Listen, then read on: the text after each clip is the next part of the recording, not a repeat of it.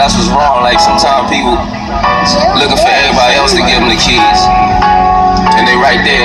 Right there, baby. So all you gotta do is kick it with your homie or kick it with your shorty and see if they got their own keys to success, or if they still looking for somebody to give them to.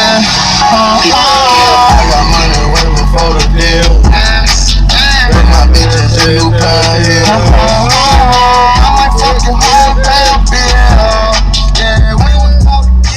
What's up? Prime time up in the building, baby. Yes. I wanted to make an update real quick. It ain't gonna be long. Gonna be a shorty doo-wop, as I call it, yeah? So a while back, I posted a video basically about me possibly being deactivated by Lyft, and I basically told everybody that I explained that the problem was me. You know what I'm saying? I was the issue. It wasn't Lyft or whatever. And, you know, it wasn't even the passengers. You know, most drivers, I'm gonna go back and I'm gonna explain. Most drivers, we always explain it this way: it's not my fault, it's the passenger's fault, right? And like I said, you gotta look yourself in the mirror sometimes, and you gotta look at yourself in the mirror and say, listen, self in the mirror, could you possibly be the problem here? And if you can look at yourself in the mirror, honestly, you gotta have some integrity though, you know what I'm saying? Because if you don't have integrity, you're gonna just sit there and say, oh man, these passengers is rating me super low for no reason. Okay? But if you got integrity, you'll figure that out. You'll be like, oh, that's just me, man. I'm the problem here. Right? So that's exactly what I did. I looked myself in the mirror and I figured that I was the problem. Now, at the time, I was at a 4.59, which is my lowest ever. I'm always hanging around like 4.8, like basically scratching the surface of 4.9, right? Not anymore.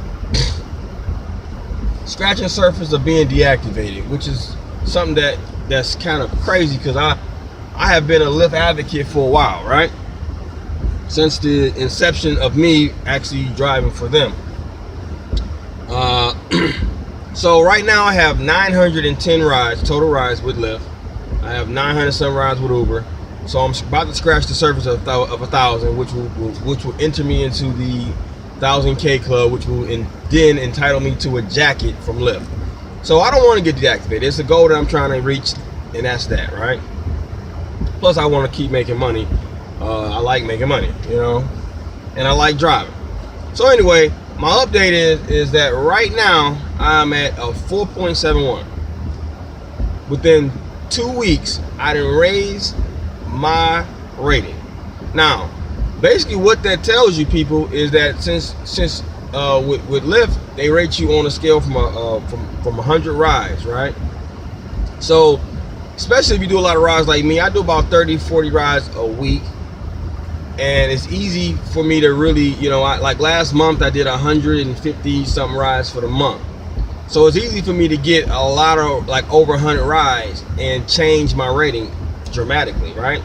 So that's what you gotta ask yourself, people. Is it me or is it really somebody else? But don't blame somebody else first, because that's what we always do. You know, it's easy to change your rating with Lyft because all you gotta do is worry about 100 rides. So whatever happened on that first ride, now you got 100 rides to make that up. Unlike Uber, where it's 500 rides, that's a difficult task if you get really low. But with Lyft, you got an opportunity to get back together, get back right, and get back in good standings with Lyft. So don't get discouraged if you get down to you get below 4.6. Don't get discouraged. I hope this video helps somebody that's either is in that area where it's like they about to cut you, and then they see that you coming up, so they let it go. Or I hope this encourages somebody that's just cracking at 4.5, that 4.6, which was the dire straits right there. You know what I'm saying? Once you get to 4.59, that's when you start getting that deactivation notice. You know what I'm saying? So like I said, I hope this helps somebody. Like I said, I didn't want to make it too long, but the boy is at a 4.71, getting all kind of compliments, mostly always good, never anything bad. That's how you do it. And all I did really was talk to him a few times, and then I got quiet.